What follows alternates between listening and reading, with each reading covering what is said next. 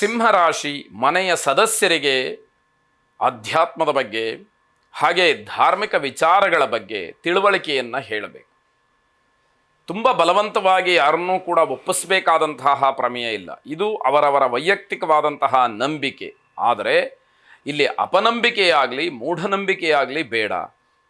ಯಾರಿಗೆ ಆ ವಿಷಯದ ಬಗ್ಗೆ ಆಸಕ್ತಿ ಇದೆಯೋ ಅದನ್ನು ಸರಿಯಾಗಿ ತಿಳಿದು ಹೇಳಬೇಕಾದಂಥದ್ದು ಕರ್ತವ್ಯವಾಗುತ್ತೆ. ಕೆಲವು ಅನುಮಾನಾಸ್ಪದವಾದಂತಹ ವಾತಾವರಣ ನಿರ್ಮಾಣವಾಗುತ್ತೆ. ಕೆಲವು ವಿಚಾರಗಳಲ್ಲಿ ಯಾಕೋ ಅನುಮಾನ ಆಗ್ತಾ ಇದೆ ಅನ್ನುವಷ್ಟರ ಮಟ್ಟಿಗೆ ಆ ವಿಷಯ ಮುನ್ನೆಲೆಗೆ ಬರುವಂತಹದ್ದು. ಹೂವನ್ನು ಬೆಳೀತಕ್ಕಂಥವ್ರಿಗೆ ಸ್ವಲ್ಪ ನಷ್ಟವಾಗುವಂತಹ ಸಾಧ್ಯತೆ ಹೆಚ್ಚಾಗಿದೆ. ಸಾಯಂಕಾಲದ ಹೊತ್ತಿಗೆ ಏನೋ ಶುಭವಾದಂತಹ ಸುದ್ದಿ, ಮನಸ್ಸಿಗೆ ಒಂದು ರೀತಿಯಲ್ಲಿ ನೆಮ್ಮದಿಯ ಅಥವಾ ಹಿತದ ವಾತಾವರಣ ಅನ್ನುವಂಥದ್ದನ್ನು ಹೇಳಬೇಕು.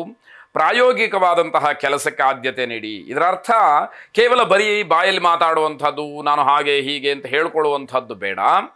ಅದನ್ನು ಪ್ರಾಯೋಗಿಕವಾಗಿ ಪ್ರಾಕ್ಟಿಕಲ್ ಆಗಿ ಆ ಕೆಲಸವನ್ನು ಮಾಡಿ ಅದು ಕಾರ್ಯರೂಪದಲ್ಲಿ ಇರಲಿ ಅನ್ನುವಂಥದ್ದು ಮುಖ್ಯವಾಗುತ್ತೆ. ಕೌಟುಂಬಿಕವಾದಂತಹ ಸಂಬಂಧದಲ್ಲಿ, ಕೌಟುಂಬಿಕವಾದಂತಹ ವಿಚಾರಗಳಲ್ಲಿ ವಿಶ್ವಾಸ ಇರಬೇಕು. ಯಾರೋ ಒಂದು ಮಾತನ್ನಾಡಿದರು, ಏನೋ ಒಂದು ಸಣ್ಣ ಪುಟ್ಟ ತಪ್ಪಾಯಿತು ಅಂತಾದರೆ ಅದನ್ನು ಪ್ರಮಾದ ಅಂತ ಹೇಳಿ ಗಣಿಸೋದು ಬೇಡ. ಅದಕ್ಕೆ ಒಂದು ಅವಕಾಶವನ್ನು ಕೊಟ್ಟು ನೋಡಿ, ಅದರ ಬಗ್ಗೆ ಒಂದು ವಿಶ್ವಾಸವನ್ನು ಇಟ್ಕೊಳ್ಳಿ. ಆ ಅವಕಾಶ ಒಳ್ಳೆಯದಾಗಿ ಪರಿವರ್ತನೆ ಆಗಬಹುದು ಅನ್ನುವಂತಹ ನಿರೀಕ್ಷೆಯಲ್ಲಿ ಇರಿ ಅನ್ನುವಂಥದ್ದು ಮುಖ್ಯವಾಗುತ್ತೆ. ನರಸಿಂಹಸ್ವಾಮಿಯನ್ನು ವಿಶೇಷವಾಗಿ ಪ್ರಾರ್ಥನೆ ಮಾಡಿ. ಶುಭವಾಗಿ. ಕನ್ಯಾ ರಾಶಿ ವ್ಯಾವಹಾರಿಕವಾಗಿ ನಿಮ್ಮ ಕೆಲಸದ ವಿಚಾರಕ್ಕೆ ಮುಂಗಡ ಹಣ ಸಿಕ್ಕಬಹುದು, ಅಡ್ವಾನ್ಸ್ ದುಡ್ಡು ನಿಮಗೆ ಸಿಕ್ಕಬಹುದು ಅನ್ನುವಂತಹ ಸೂಚನೆಗಳು. ದೊಡ್ಡವರ ಸಂಪರ್ಕ ಆಗಲಿ, ಅವರ ಮಾತಾಗಲಿ, ಅವರ ಸಮಾಧಾನಕರವಾದಂತಹ ನಡವಳಿಕೆಯಾಗಲಿ ನಿಮಗೆ ಒಂದು ರೀತಿಯಲ್ಲಿ ಮಾದರಿಯಾಗತ್ತೆ. ಅದನ್ನು ಅನುಸರಿಸಬೇಕಾದಂಥದ್ದು ಬಹಳ ಮುಖ್ಯವಾದಂಥದ್ದು. ಅಲ್ಲಿ ಧೋರಣೆಯನ್ನು ತೋರಿಸಿ ಅಥವಾ ಅವರ ಬಗ್ಗೆ ತಾತ್ಸಾರವನ್ನು, ಆ ಭಾವನೆಯನ್ನು ಇಟ್ಟುಕೊಂಡು ಮುಂದುವರಿತಕ್ಕಂಥದ್ದು ಇದೆಯಲ್ಲ, ಅದು ಪ್ರಯೋಜನಕ್ಕೆ ಬರದೇ ಇರತಕ್ಕಂಥದ್ದಾಗುತ್ತೆ. ವೃತ್ತಿಪರವಾದಂತಹ ಕೆಲವು ವಿಚಾರಗಳು, ಕೆಲಸಕ್ಕೆ ಸಂಬಂಧಪಟ್ಟ ಹಾಗೆ ಒಂದಷ್ಟು ಮೆಚ್ಚುಗೆಗಳು ನಿಮ್ಮ ಬಗ್ಗೆ ಬರಬಹುದು ಅನ್ನುವಂಥದ್ದು.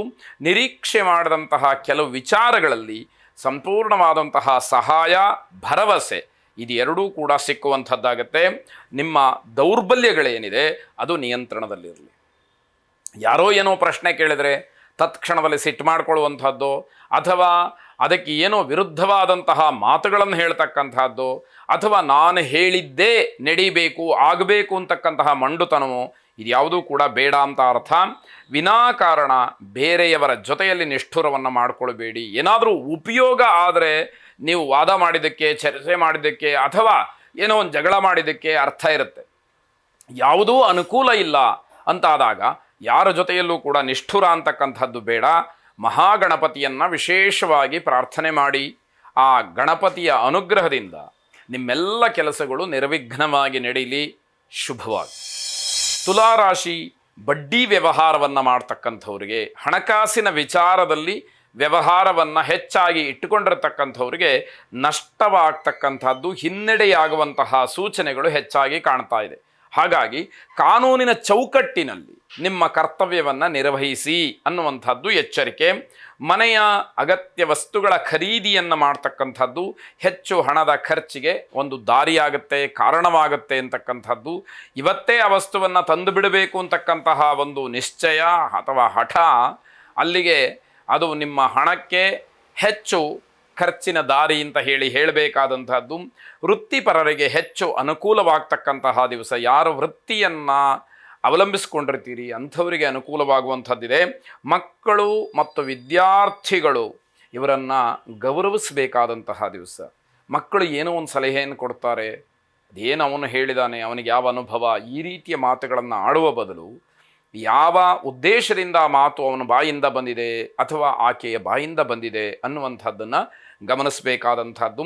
ದಾಂಪತ್ಯದ ವಿಚಾರದಲ್ಲಿ ಸ್ವಲ್ಪ ಮಟ್ಟಿಗೆ ಒಂದು ರೀತಿಯಲ್ಲಿ ಸಾತ್ವಿಕವಾದಂತಹ ಕೋಪ ವಿರಸಗಳು ಬರುವಂಥದ್ದಾಗುತ್ತೆ. ಆರ್ಥಿಕವಾಗಿ ಒಂದಷ್ಟು ಸಂಕಷ್ಟ, ನಿಮ್ಮದೇ ಆದಂತಹ ಕೆಲವು ಯೋಚನೆಗಳಿಗೆ ಸಾಕಾಗುವಷ್ಟು ಹಣ ಇಲ್ಲದೆ ಇರುವಂಥದ್ದಾಗುತ್ತೆ.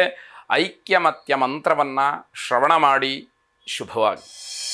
ವೃಶ್ಚಿಕ ರಾಶಿ ಮನೆಯಲ್ಲಾಗಲಿ ವ್ಯಾವಹಾರಿಕವಾಗಿ ಆಗಲಿ ಅಥವಾ ಹೊರಗಿನ ಸಮಾಜದಲ್ಲಾಗಲಿ ಸಾರ್ವಜನಿಕ ಸ್ಥಳದಲ್ಲಾಗಲಿ ಸಮಾಜದಲ್ಲಿ ನಿಮ್ಮ ಮಾತಿಗೆ ಮನ್ನಣೆ ಸಿಕ್ಕುವಂಥದ್ದು. ನೀವು ಯಾವುದೋ ಒಂದು ಅಭಿಪ್ರಾಯವನ್ನು ಒಂದು ವಿಚಾರವನ್ನು ಪ್ರಸ್ತಾಪ ಮಾಡಿದರೆ ಆ ಮಾತಿಗೆ ಬೆಲೆ ಸಿಕ್ಕುವಂಥದ್ದಾಗುತ್ತೆ. ವಿದ್ಯಾಭ್ಯಾಸದಲ್ಲಿ ಸ್ವಲ್ಪ ಮಟ್ಟಿಗೆ ಅನನುಕೂಲವಾಗ್ತಕ್ಕಂಥದ್ದು, ವಿದ್ಯೆಗೆ ಸಂಬಂಧಪಟ್ಟ ಹಾಗೆ ಏನೋ ಒಂದು ರೀತಿಯ ಅಡಚಣೆ ಅಥವಾ ಏನೋ ಒಂದು ರೀತಿಯ ಮನಸ್ಸಿಲ್ಲದ ಮನಸ್ಸಿನಿಂದ ಓದಬೇಕಲ್ಲ ಅಂತ ಹೇಳಿ ಪ್ರಯತ್ನವನ್ನು ಮಾಡುವಂಥದ್ದು. ದೂರದ ಪ್ರಯಾಣದ ವಿಚಾರಕ್ಕೋಸ್ಕರವಾಗಿ ಮಾತುಕತೆಗಳು ನಡೀಬಹುದು. ಅಂದರೆ ವಿದೇಶಕ್ಕೋ ದೂರಿಗೋ ಪ್ರಯಾಣವನ್ನು ಮಾಡುವ ವಿಚಾರದಲ್ಲಿ, ಪ್ರವಾಸಕ್ಕೆ ಹೋಗುವ ವಿಚಾರದಲ್ಲಿ, ಮನೆಯಲ್ಲಿ ಅಥವಾ ನೀವು ಕೆಲಸ ಮಾಡ್ತಕ್ಕಂತಹ ಸ್ಥಳದಲ್ಲಿ ವಿಚಾರಗಳು ಮುನ್ನೆಲೆಗೆ ಬರುವಂಥದ್ದಾಗುತ್ತೆ. ಸ್ವಲ್ಪ ಸಂತೋಷ, ಸ್ವಲ್ಪ ಬೇಸರ, ಎರಡು ಮಿಶ್ರವಾದಂತಹ ಫಲವನ್ನು ಹೊಂದಿರತಕ್ಕಂತಹ ದಿವಸ ಇದು ಅಂತ ಹೇಳಬೇಕಾಗತ್ತೆ. ಅಧಿಕವಾದಂತಹ ಖರ್ಚು ಇರುತ್ತೆ, ಖರ್ಚನ್ನು ನಿಭಾಯಿಸ್ತಕ್ಕಂತಹ ಶಕ್ತಿಯೂ ಕೂಡ ಇರುತ್ತೆ. ಹಾಗಂತ ಆದಾಯವನ್ನು ಗಮನಿಸದಲೇ ಖರ್ಚಿಗೆ ಮುಂದಾದರೆ ಕಷ್ಟವಾದೀತು. ನಿಮ್ಮ ಆಹಾರದ ಬಗ್ಗೆ ಜಾಗ್ರತೆಯನ್ನು ವಹಿಸಿ. ಆಹಾರದಿಂದ ಸ್ವಲ್ಪ ತೊಂದರೆಯಾಗುವಂತಹ ಸೂಚನೆಗಳು.